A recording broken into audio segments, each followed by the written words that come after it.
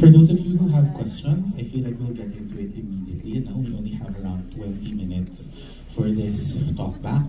For those of you who might not be able to ask their questions right now, you know, maybe you could talk to me, Dustin, and Janelle outside. Yeah. Dustin, I'm really struck by this particular segment in your film. You know, I think this is a film that is interesting in conversation with another film in the program, Cinemartyrs. You know, whereas this wrestles with a form of cultural erasure, that one wrestles with a sort of cultural restoration. And siguro yung tanong ko is centered around one line in the film, around disability and goodness. Could you talk about that? Because I think that synthesizes the entire film. Ay, syempre like nanggaling siya sa grief over the loss. Kahit naman i-conceal namin, alam namin lahat kung tungkol saan ito. And one of the things that made me wonder was how elections are won here. And of course, galing din sa mga strategies ng mga nananalo, may mga certain things that they do that I believe people who from the side that lost is not capable of. Kaya sila natatalo. And in that way, yung nagiging handicap siya in a sense na when there is a world, pag nasa sistema ka that rewards evil and you're incapable of it, you're placed at a disadvantage. So it becomes to some degree a handicap, which is why unless we recontextualize what it means to win, what victory means, we'll always perceive ourselves, good people, as losing, as part of the losing side. Parang ganun. Doon ang gagaling yung sentiment na yun. I was wondering about two particular scenes, you know, that are essentially confrontations, diba? The first one is the confrontation between Dolly and Mylene's characters, diba? I forgot, was it a reception, you know? And essentially a joke turns into a confrontation with their shared history, essentially as daughters who were involved in their father's legacies. Diba? One disappeared because of the father of another. You know? What made you intertwine their stories as daughters, essentially? Kasi I think they're good representatives of how subjective our history can become from a personal standpoint. No? Kasi although the events are similar, it's still a matter of our positioning with regard to these events that define our perception of them. And also, parang like our morality is often distorted and skewed. Parang bumabaloktot siya kapag ang kailangan na nating i-judge ay yung mga mahal natin. And I think yun din yung yung mahirap kasi lahat naman tayo nagkaroon ng mga kapamilya, mga magulang na hindi perfect. And in fact, part of our trauma is essentially trying to reconcile our love for certain people who do bad things. And that's part of the, yung our pagtawid into adulthood when we realize that our parents are not perfect people. And we try to reconcile that with what kind of people we're supposed to love. Na tinuro nila sa atin, we must love good people, people who tell the truth. And then we realize that they've committed mistakes. And then maalala natin may mga kasinungalingan silang sinabi. How do we reconcile that? And that's what the idea that I wanted to play with. Because our confrontation with other people is to some degree a confrontation with an alternative history. Kasi his history is different from mine. And it can be as simple as our difference in gender. For example, growing up queer is different from growing up straight. Growing up privileged is different from growing up poor. Now, you live in the same country, but is it really the same experience? Which is why that's why we wanted to portray history as a monolith with a million faces. Because it really is something that we can't define in a nutshell. No? Maybe last question na lang from me, that I also want to extend to Janelle. In the process of, obviously this and Guyo na Magiting and also your many other plays, wrestle with this sort of fractured na experiences natin with memory.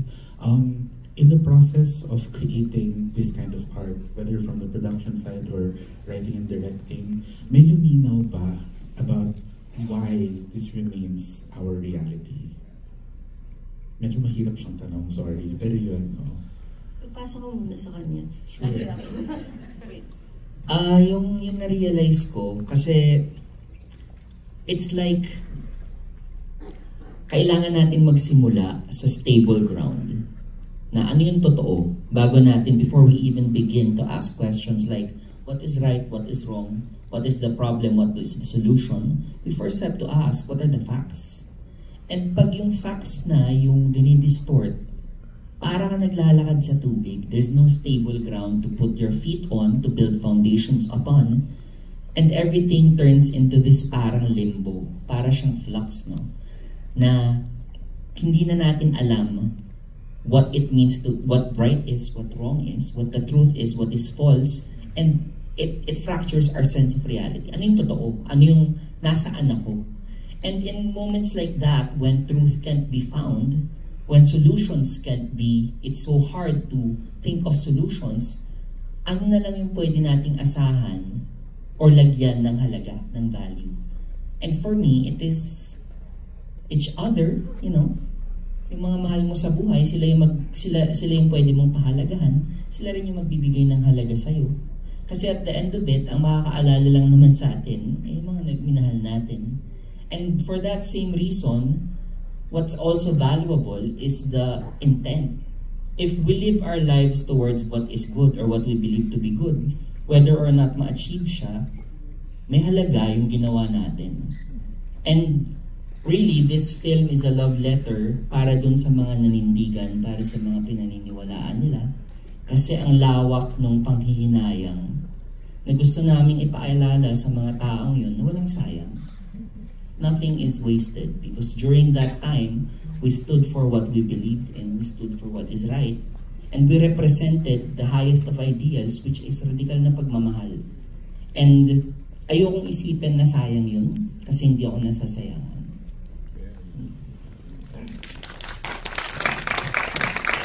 What about you, Janelle? Ako sobrang dami namin challenges recently, like even as a couple, na grabe yung growth namin sa art, sa life, na yung kinapitan talaga namin is the people na nagmamahal sa amin, and yung people that we love and the people that we care about. So yung sense of community, sobrang yun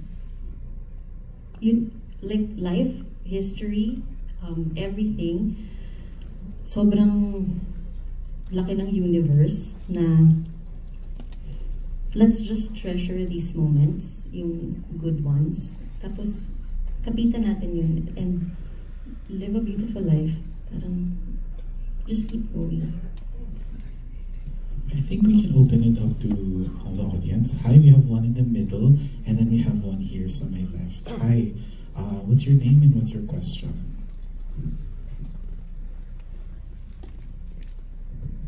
Hi, good afternoon. I'm Toshi. Direct, congratulations. Very brave movie. Very beautiful. And I'd like to commend the visuals. It reminded me of Park Chan-wook films, with focus on certain body parts like the eyes, the lips, but my question to you is, what was the inspiration? Why did you use Greek mythology as a metaphor for to tell the story of what is currently happening in our country's political situation and like the election culture? Specifically, why Greek tragedy in part of the film? We wanted to parang position mythology as a perspective towards history, because the claim of mythology is that of a monomyth or singular narrative, no, na lahat ng bagay na pwede mangyari, nangyari na. And yung mga mangyayari sa future and sa present are just repetitions of what already happened in the ancient times. So mythology for us is a perspective of history, and we wanted to be able to portray that as part of our fragmented interpretation of what history is. And the other reason, a common question that people ask me is, why did we choose Greek mythology instead of our own mythology?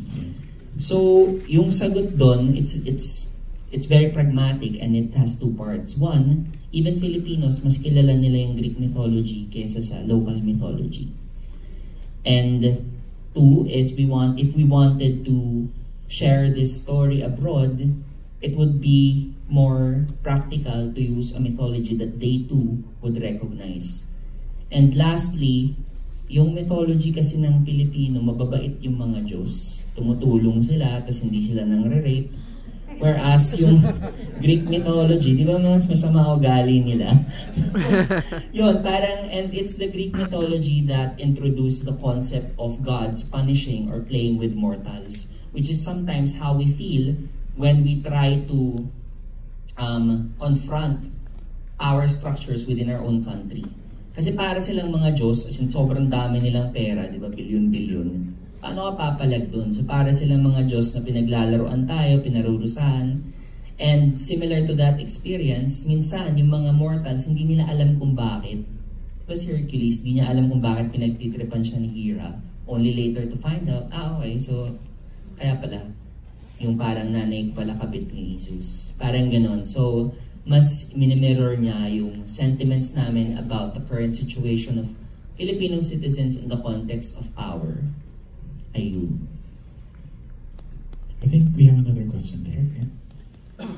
Hi, what's your name and what's your question?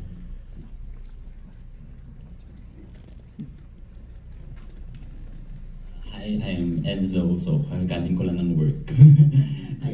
Actually, hindi yung tanong ko, pero so, kailangan ko mag-isip ng bagong tanong.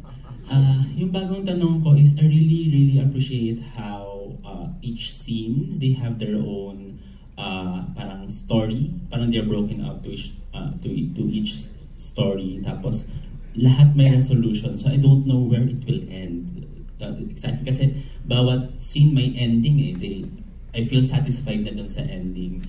So how did you come up with that? Parang it's a collection of different stories na nag-merge siya into a story of hope.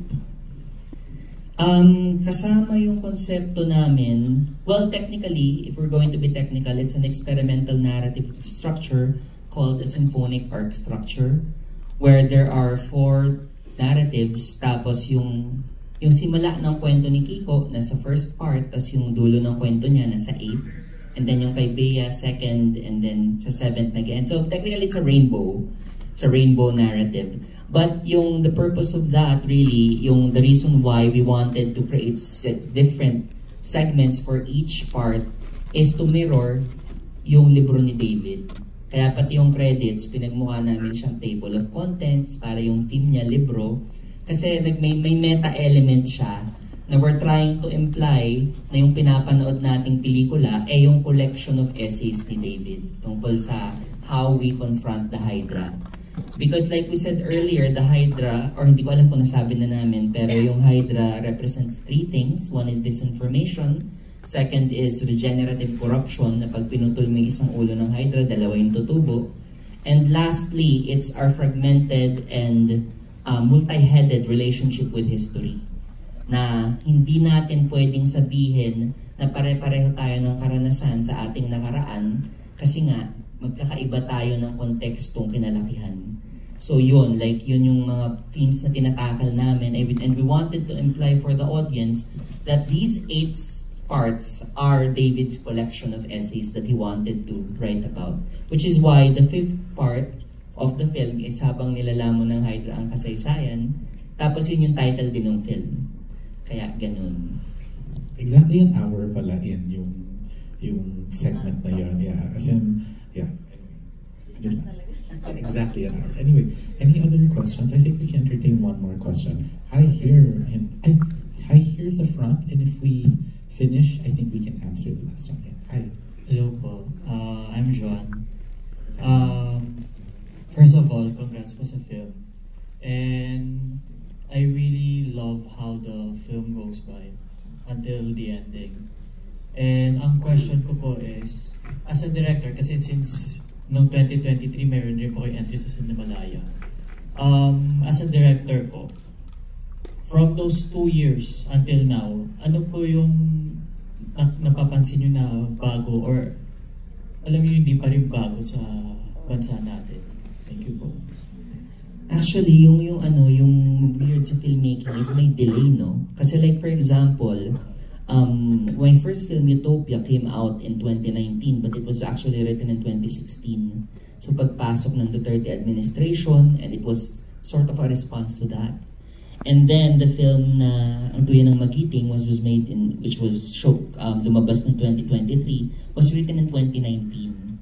So there's a delay. There's a 3-year delay na I write it now when I'm experiencing it, tapos matagal yung panahong lilipas. Like this one is 2022 as you all can see. Ngayon pa lang siya lumabas. So meron akong feeling na as much as we try to be current, laging magkakaroon ng year-long delays, no? So yun yung isa sa mga tinatry namin i-consolidate na how do we make something current when it takes years to develop a movie. Pero at the same time, I think the more delicate balance is between trying to paano ba sabihin to? Yung gusto mong maging art but at the same time mas malawak yung audience na makausap mo. As a director, that's the primary struggle. Kasi I remember from my experience with Duyan, parang hindi masyado na-gets. Tapos when we made this one, ang daming score, masyado naman daw na-gets. So yun, hindi ko alam kung paano i-balance yun. So hanggang ngayon, syempre pinag-iisipan pa namin. Kaya hopefully the next effort would be more balanced na rin. Ayun, salamat. Thank you. Unfortunately, I think we have to cut now. So if ever we can just talk outside if you're interested in that. But thank you so much everyone here for thank you also to Bastian and to Janelle. There is another screening of Nilalaman ng Hydra ng Kasaysayan on October 9. Beyond that, please watch all of the other Cinemalaya films. Yung next screening will be in Gateway Mall, Cinema 11, 5:30 on October 9. Ayun, maraming salamat and thank you so much. Picture lang daw po kami before we go. Yeah. Anyway. Vote for your favorite film as audience choice. Simply drop